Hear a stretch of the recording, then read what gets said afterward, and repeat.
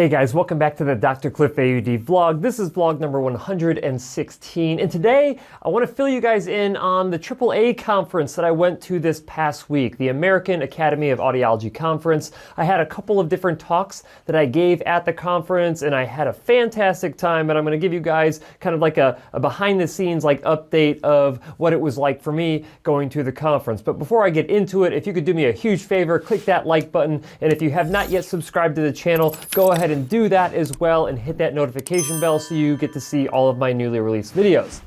All right, with that out of the way, AAA. So the last AAA conference that I went to was in 2019. It was April 2019, and it was in Columbus, Ohio. That was the last time that there was actually a AAA conference, because for the next 2 years we had COVID, and then we had no conference because of worry about COVID. So there was 2-year gap in there, or 2 conferences that we didn't have, and so it was technically about a 3-year gap since I went to a major conference. And AAA this year being the first major conference, like size-wise, that I went to, or that I've gone to in a long time, obviously.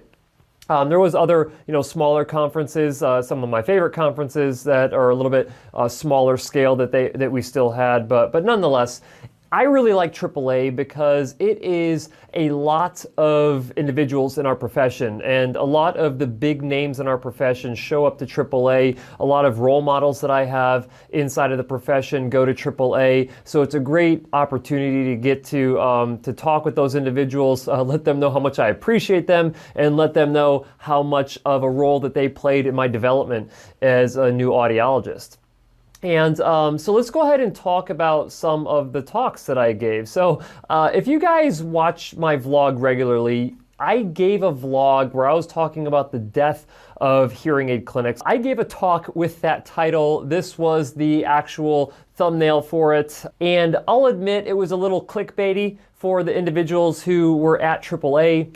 And it was a well-turned-out talk. I mean, there was a lot of people at my talk, as expected, just based off of the title. Anything that would be potentially controversial is going to get individuals to come to the talk. And the thing is that I really wanted to help other audiologists realize that there are other things that are happening inside of our profession, or rather outside of our profession, that are going to impact us as a profession moving forward. And I think that a lot of us are getting complacent, or we are remaining complacent about these other forms of competition. When you really look at it, you have big box stores that are competing with smaller private practices. You have managed care with insurance, taking a huge chunk out of essentially revenue that is generated by a private practice clinic. You have direct-to-consumer or over-the-counter hearing aids that are going to come out that are going to have a potential negative impact on a clinic, and a whole bunch of other things that would be potentially threatening. But two of the things that are incredibly threatening to our profession is the lack of understanding of what an audiologist actually does, and the lack of perception of value in the services that we actually provide. So I spent a good amount of this talk, talking about, well, whose fault is it that people are, trying out all of these other routes, or not going to see an audiologist, or being unaware that they need to see an audiologist. And my opinion is that it's because our profession for years has just not followed best practices. Now, I know that I talk about this ad nauseum on my channel, but best practices are those things that a hearing care professional will do, an audiologist will do, to optimize treatment outcomes. Whether that's with hearing aids, cochlear implants, auditory brainstem implants, auditory processing disorder, like there's best practices for all of these different aspects. Now, myself, I run a clinic in Phoenix, Arizona, and we follow best practices for adult hearing aid dispensing, right? So when we fit individuals, adults with hearing aids, there are certain best practices that must be followed, and there are a lot of them. The problem with that is it takes a lot of time to do. And I think that's probably the main reason why a lot of audiologists have not adopted actually following best practices. There was a 2017 article written in the Hearing Review where two of, again, my role models inside of this profession, Dr. Mike Valente, who recently retired within the last year, I believe, where he estimated about 20 to 30% of hearing care professionals actually follow best practices. And then one of my other role models, Dr. Doug Beck, who just recently announced his retirement, estimated that approximately 10% of hearing care professionals actually follow best practices. So, best practices, outside of being those procedures that we need to be following in order to optimize treatment outcomes, they are something that's actually tangible for someone with hearing loss to actually understand. Because it's hard for me to say, hey, just go to someone who's really good at what they do. And you'd be like, well, how do I find someone who's really good at what they do? You cannot just go anywhere and go to someone that you know is going to be good. It is literally rolling the dice. And the only way that I have found to actually make something comprehensible to someone who has hearing loss in order to help them find some place to go is go to a hearing care professional that follows best practices. Now, I did not talk about my Best Practice Pro network in the talk. I mean, that'd be promotional, and the intent of the talk was not to be promotional. And to be quite honest with you, I'm actually surprised that I even submitted to do a talk at AAA, because I have spent very little time trying to convince hearing care professionals and audiologists that they need to be following best practices. There are individuals inside of our profession like Gus Mueller, Doug Beck, Mike Valente, a whole list of other hearing care professionals, or audiologists rather, who have been trying to push best practices to hearing care professionals for decades, literally. And it has had very, very little effect. And my approach when I started my YouTube channel was, you know what?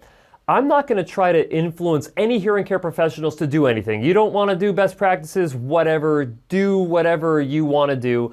I'm going to educate the consumer. I'm going to educate the individual with hearing loss to understand what best practices are and understand why it's so important to go to a hearing care professional who follows best practices. On top of that, a hearing care professional who also follows a person-centered care approach to hearing treatment, which is a very collaborative treatment process where the patient's wants, needs, and values are taken into account, and you're doing joint decision-making with the individual with hearing loss. I think that's extremely important as well. So I'm really surprised that I actually decided to even give this talk, but I think that it can't hurt, right? It can't hurt for me to go in and talk about, listen, you as a hearing care professional, you as an audiologist, you are at risk of becoming unnecessary. Because when you really think about it, if all of these other, outside forces, so to speak, actually come in and can do just as good of a job as you can as an audiologist, then what are you needed for? You are not needed. And so the only way for you to really separate yourself, and I know I talk about Costco, I talk about managed care, I talk about all these, direct to consumer, over the counter, and some of them have a negative, context about them, right? I have a potentially negative view about some of those things. But at the end of the day, none of those are directly threatening me, because when you come into my clinic, it is a totally different experience than going any one of those other routes.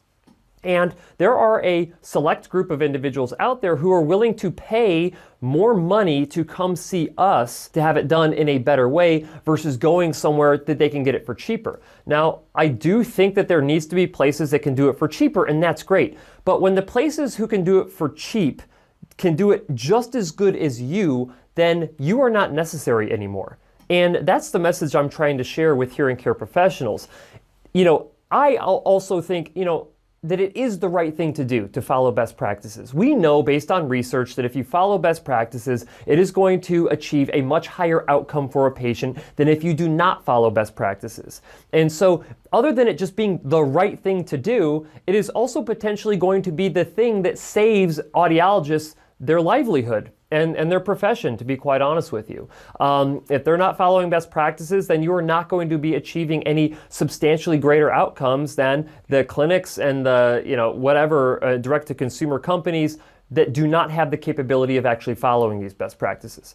So, Boy, that was long-winded, wasn't it? So that right there is one of the talks that I gave. And then I also was there representing Natus, who is a diagnostic equipment company. And I gave a couple of different talks. One of the talks was titled 2017 called, and it wants its ear impression material and syringes back.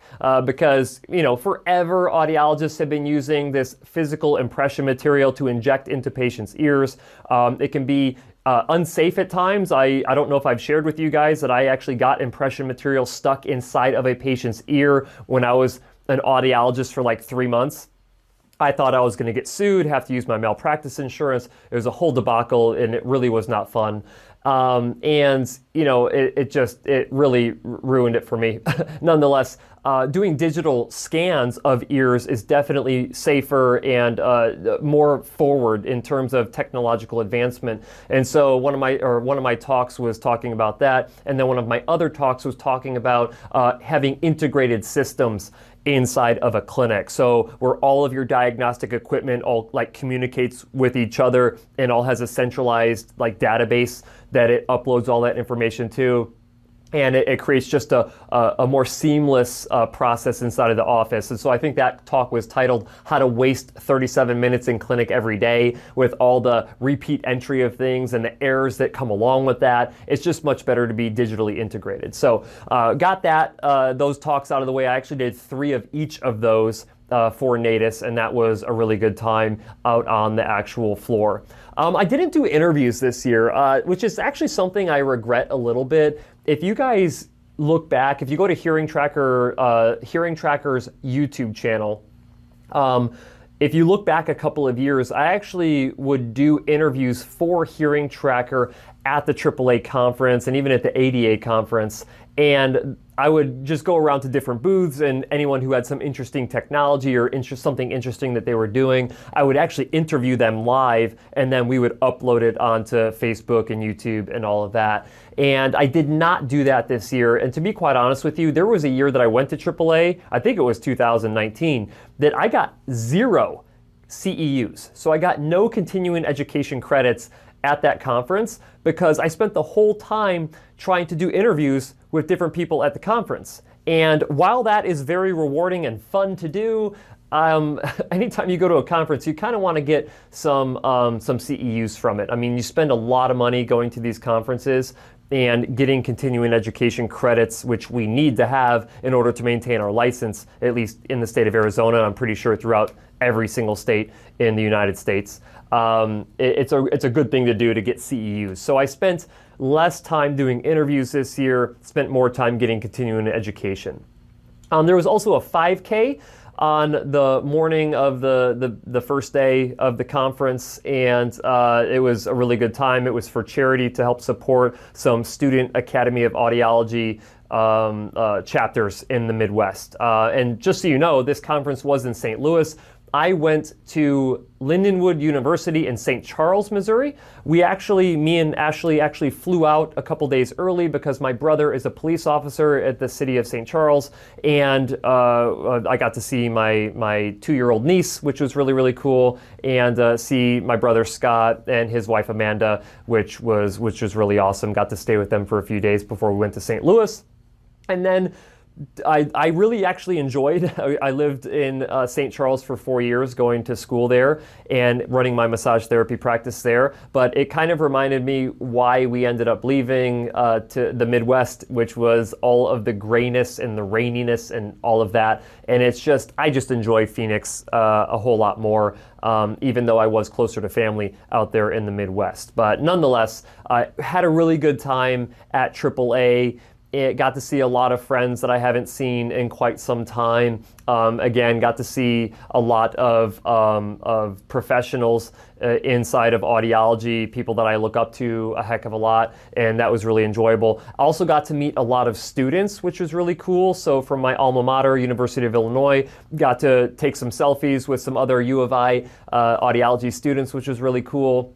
And then a variety of other students as well. I think there was a lot of students there this year, which is another reason I like going to AAA, because the student representation at AAA is always really good. A lot of them actually know me, which is really cool because their teachers actually say, hey, we just covered this really difficult concept inside of class, if you want like a 5 to 7 minute synopsis of really what all this means, just go watch a Dr. Cliff video. So that was something that I got from a variety of different students, and a couple students even came up and said, hey, your videos like saved me in my audiology program, which is really, really cool. Again, those videos were not really intended for hearing care professionals. They were not intended for students. They were intended for individuals with hearing loss so they could become better educated, so you could become better educated on finding a really good hearing care professional to go to. So that was my AAA experience. Had a really good time. I cannot wait until AAA next year.